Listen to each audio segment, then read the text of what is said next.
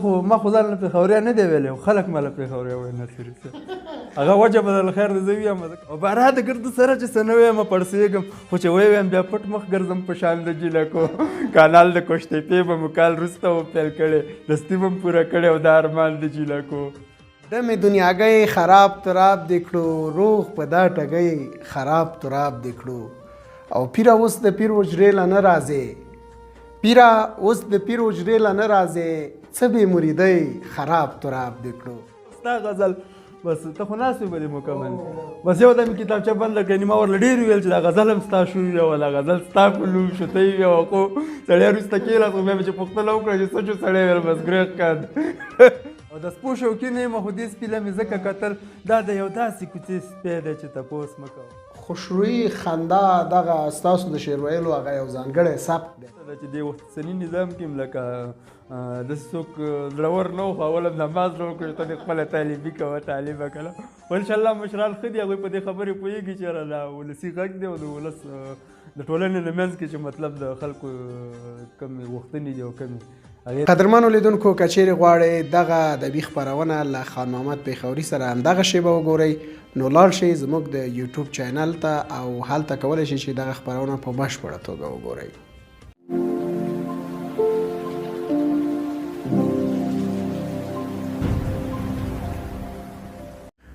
دم دنیاګۍ خراب تراب دې کړو،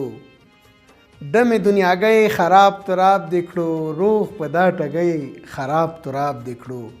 او پیره اوس د پیر حجرې له نه راځې، پیره اوس د پیر حجرې له نه راځې، څه بې مریدۍ خراب تراب دې کړو. درنو دوستانو ستړي مشئ، ښه راغلاست درته وایم د باران څاڅکي یوې بلې خپرونې ته، او خوشحاله یم چې زه رحمت الله ناصري یو ځل بیا ستاسو په خدمت کې یم. کوم بیتونه چې تاسو واورېدل البته کیدای شي ستاسو لپاره ډېر تکراري وي. د ښاغلي خان محمد پیښوري بیتونه ول او ډېر مشهور شعر و، نو له نیکه مرغه چې زموږ دغه ملنګ یار، زموږ دغه تکړه شاعر، ولسي شاعر او هغه څوک چې شیبه باران د ده له برکته رنګ اخیستی، تر ولسه پورې ورسېده، ډېر مینهوال پیدا که. د دغه شاعر چې خان محمد پیښوري نومیږي، لومړنی شعر د شیبه باران پر فیسبوک پاڼه 1 میلیون لیدونکي پیدا کړل. نو موږ خوشحاله یو چې دغه ویاړ لرو او ښاغلی خان محمد پیښوري له ځانه سره لرو په خپرونه کې. په خیر راغلی پیښوري صاحب. ډېره مننه ناصري صاحب، کور مو ودان، خوشحاله خیر راغلی. نو خوشحاله چې تاسې لرو په خپرونه کې. نو چای به هم سکو، زموږ د خپرونې د اصول هم دا دي چې چای به پکې سکو او بندار به کوو. صحیح. پیښوري صاحب په پیل کې که راته ووایې چې له کومه کاله تاسو شاعري پیل کړې ده او څومره وخت کېږي چې شعر لیکئ؟ د ناصري صاحب د ټولو مخه خو به زه د شیبه باران او د باران څاڅکي کې زما مینوال تا مخکې یادونه مو کړه چې ډېر بېله سلامونه او احترامات وړاندې کوم. بیا به ستا پوښتنې جواب له راشم. شاعري خو ډېر وخت نه کوم، تقریبا بچپن نه زما شاعرۍ سره علاقه ده. اول که مې خپل شعرونه نه لیکل نو د نورو شاعرانو شعرونه مې تکرارول، لوستل به مې او خوښ مې وو. خپله شاعري چې کوم تقریبا د 10 کالو نو شعر لیکم. 10 کاله نو ډېر عمر دی نامه خدا. ډېر. پیښوري صاحب د نورو شاعرانو یادونه دې وکړه چې د نورو شاعرانو شعرونه دې هم ویلي، او د ساحل صاحب ډېر شعرونه ستا زده دي، د تراب صاحب ډېر شعرونه، نظمونه دي ډېر اوږده اوږده له یاده زده دي. دا له شعر او ادب سره ستاسو مینه ده او که نه په تکرار سره ستاسو په ذهن کې؟ ولا بس اورېدلي هم دي، مضغو کې ناست دي، ډېر شعرونه اورو هغه مضغو کې نه کښېني، خو چې کوم مضغو کې کښېني وایي بیا یې وایو، نو دا زمونږ شوق او ذوق مې مطلب هغه شعر سره او هغه شاعر سره. او د ساحل صاحب یادونه تا وکړه، ساحل صاحب چې تراب صاحب دا زموږ مشران شاعران دي، زموږ د دې ټولنې نوم لري، ویاړلي شاعران دي. او زه په خپله دوی مینهوال یم. زما چې په خپله شعر نه لیکه، زه اول د ساحل صاحب د شعر ډېر مینهوال یم. بیا ورسره تراب صاحب لکه صحیح دا شعر مې پخوا نه لیکلو، خو په میډیا باندې اوس راغلی دی، تقریبا 15 کاله کېږي. نو زه د تراب صاحب د شعر او د نظم او د هغې د فکر هم مینهوال یم. ډېر ښه. پیښوري صاحب دغه ستاسو په د میډیا یادونه تاسو وکړه. په پیل کې فکر کوم چې تاسو ډېره لیوالتیا نه درلوده چې په میډیا را څرګند شئ. دا ستاسو ځاني غوښتنه وه او که څه قصه وه؟ ځکه چې دغه ستاسو کوم شعر چې د شیبه باران له لارې وایرل شو، تر ډېرو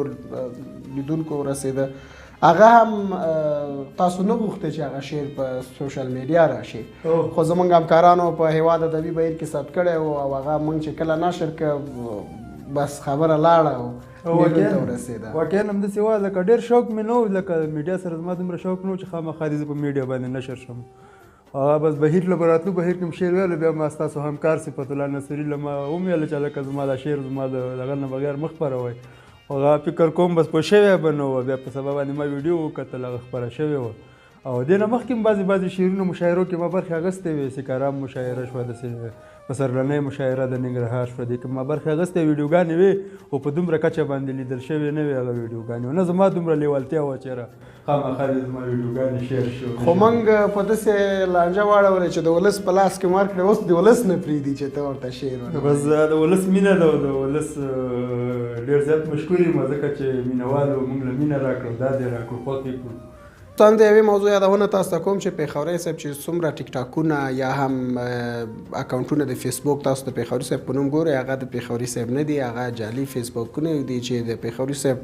له نوم څخه استفاده کوي. اوس پیښوري صاحب خپله یو فیسبوک پاڼه جوړه کړې ده چې د هغه لینک به هم موږ له تاسو سره په راتلونکي کې شریک کړو. هلته به وخت په وخت د پیښوري صاحب تازه شعرونه اورئ ګورئ به ترڅنګ چې شیبه باران سره همکاري لري هلته به هم راڅرګندېږي. پیښوري صاحب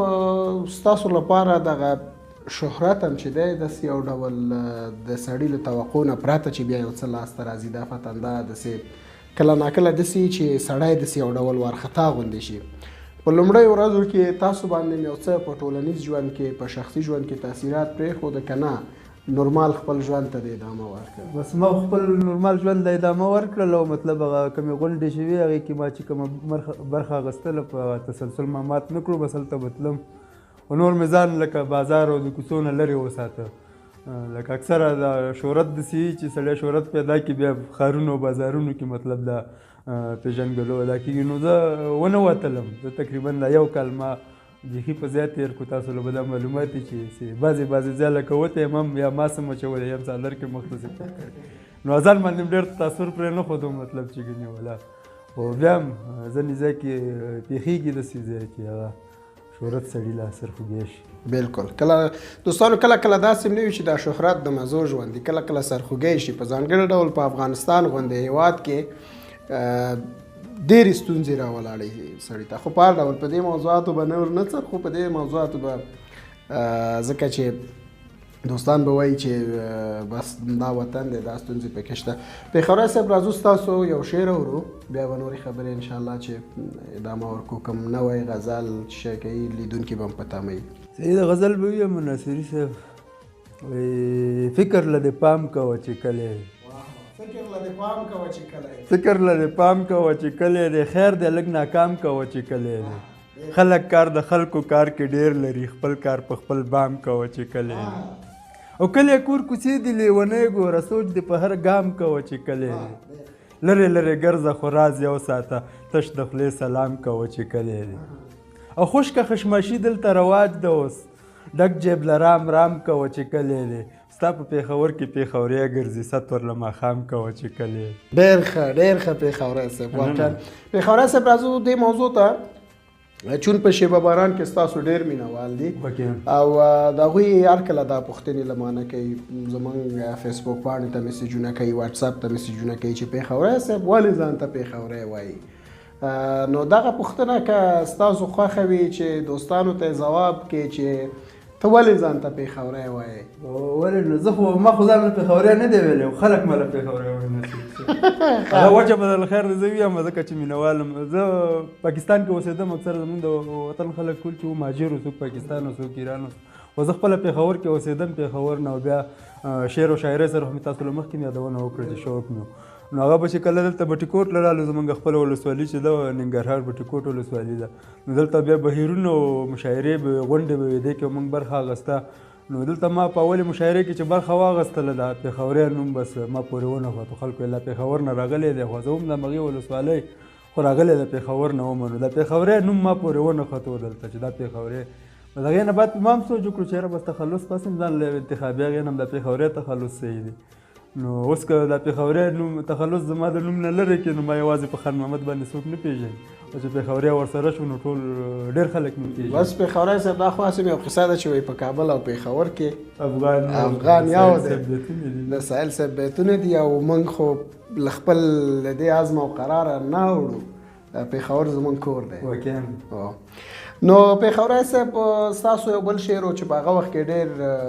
وایرل شوی او هغه جالبه خبره دا وه چې په ټیک ټاک کې ما یوه ویډیو وکتله کله چې هغه شعر ډېر مشهور شو چې دا د یو داسې کوڅې سپی دی چې تپوس مه کوه. بالکل وړو ماشومانو سپی نیولی چې دغه د سپو شوقین یم خو دې سپي له مې ځکه کتل دا د یو داسې کوڅې سپی دی چې تپوس مه کوه. ستاسو په شعرونو کې کله نا کله دغه ځینې موضوعات د په طنزي ډول ورته اشاره کیږي په کمیډي ډول دا ستاسو خپل هغه هنر دی غواړي داسې وکړي که نه دا تصادفي کیږي په شعر کې؟ ولا اوس وشي نو نور در یو شاعر دا شوق کي چې د هغې شعر مطلب لیدونکي ولري مینهوالو لري خلک یې خوښ کړي او بیا ولس او زموږ د ټولنې له چې ګوري نو دلته همدغه تنقیدي ټکي دي چې بس د خلکو پام را جوړېږي که نه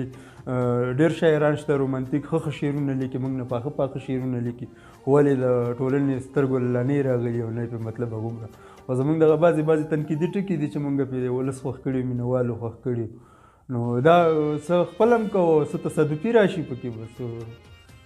مطلب هغه تا بیا ته اشاره وکړه چې دا د یو داسې کوڅې سپی دی چې تپوس مه کوه. پېښوري صاحب له کوم وخته چې تاسو په ټولنه کې اوس د یو ښه شاعر په توګه د یو ولسي شاعر په توګه پیژندل شوي یاستئ کومه جالبه خاطره هم لرئ له دې موضوعاتو نه که نه چې تا ته ډېر په زړه پورې خندونکي داسې حادثې سره مخ شوې په ټولنه کې په دې کال یو نیم کال کې که نه؟ ولا خطرې خو ډېرې یو خو اوس داسې خپرونه ده نو یو ناڅاپه هم دې راونیولو ما دپاره خو جالب هغه وه چې ما ته دواړه تللي یوازې بریا بهیر له تللي وو هلته مشاعره وه او هغه یو هلک پاسې و چې کتابچه ځان سره راوړې وه پوره دیوان یو څو بیتونه یې ویلې بیا زه به اوس یو غزل ووایم او چې غزل یې شروع کړه زما هغه مشهور غزل و چې چاله شونډې ورکوي چې ځلوبۍ دی او چاله وایي چې اوف لرې شه ګرمي ده که نه دا غزل یې ډېر په خوند شروع کړو چې ما ورپسې داد شروع کړو چې ما باندې سترګې ولګېدل ته ستا غزل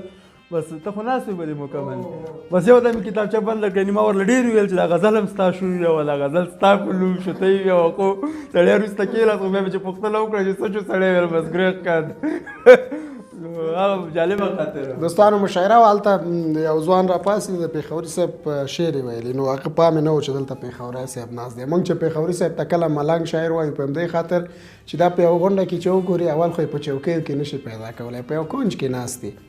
نو بیا هغه شعر چې ویل په پېښوري صاحب چې سترګې ولګېدې وایي ستا شعر و پېښوري صاحب پېښوري صاحب ورپسې غږ کوي چې بیخي دې ستا یې ډېر دې ښه وویلی خو بیا هغه داسې بس حتمن زړه کې به یې ګرځېدلی چې تر څو غونډه خلاصه شوه بیا ما پوښتنه مو کړه پېښوري صاحب راځو ستاسو بل شعر ته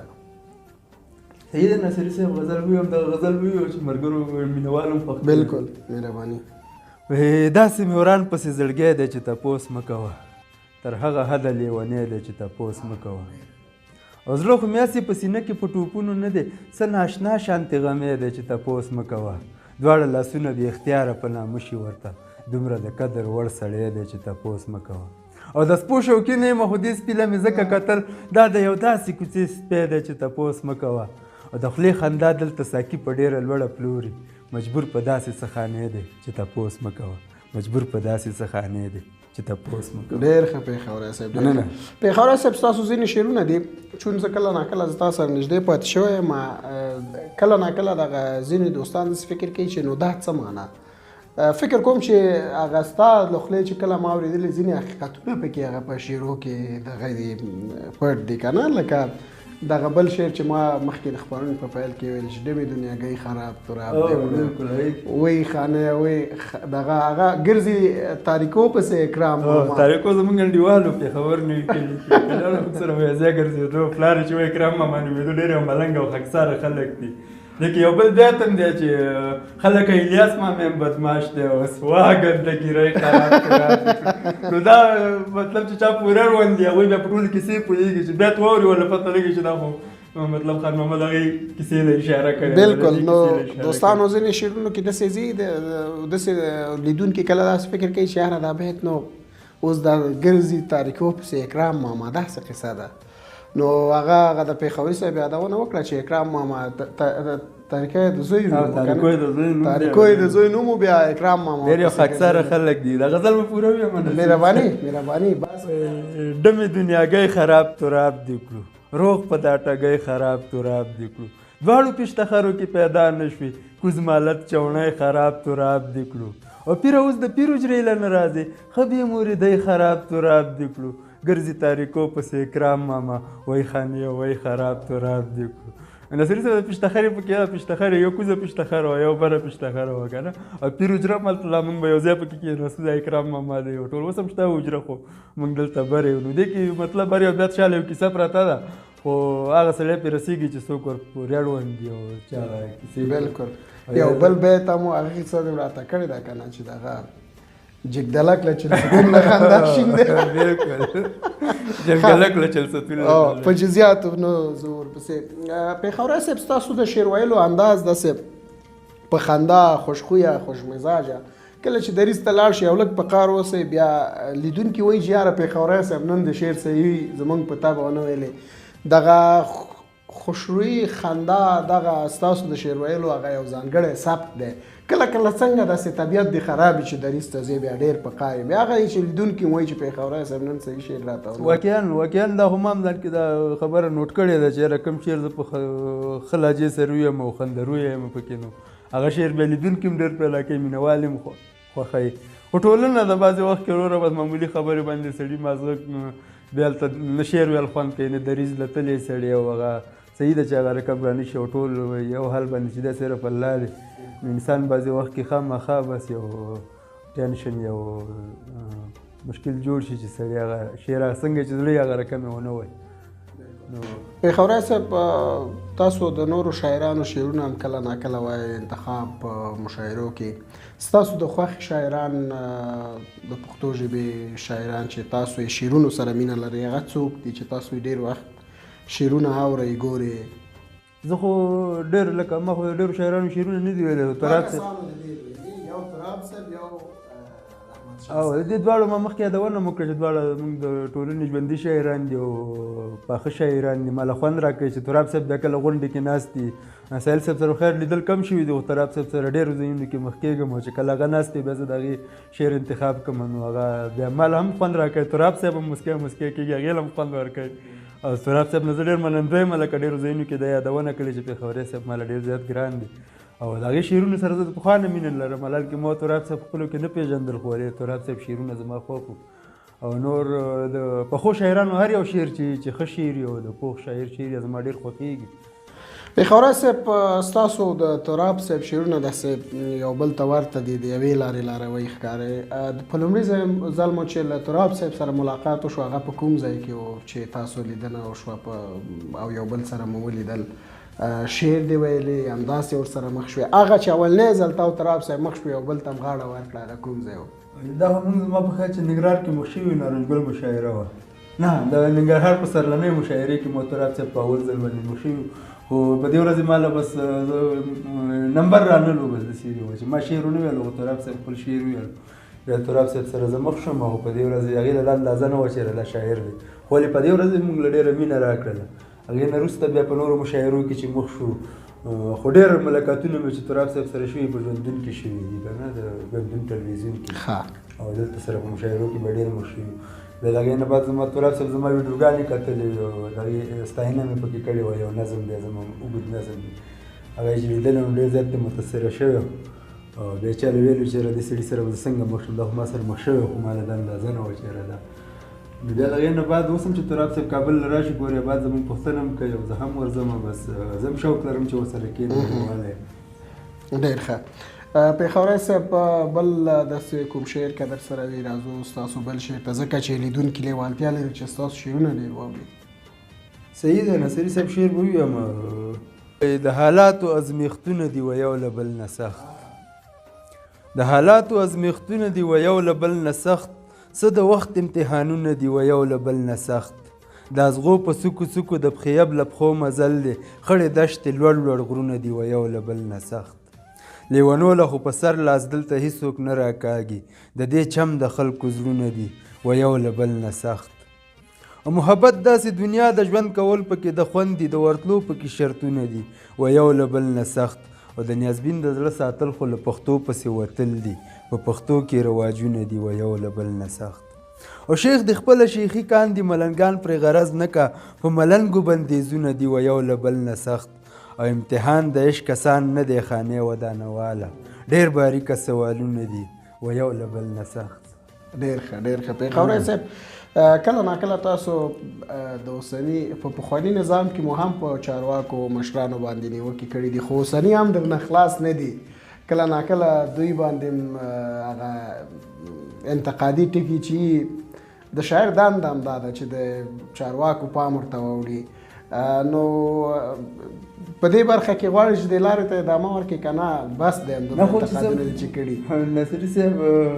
چارواکو باندې خو نیوکې نه کوو، خو بعضې انتقادونه دي چې هغوی ورته پام شي که نه. دې لپاره کوو چې مطلب د ټولنې د اصلاح لپاره لکه کوشش کوو.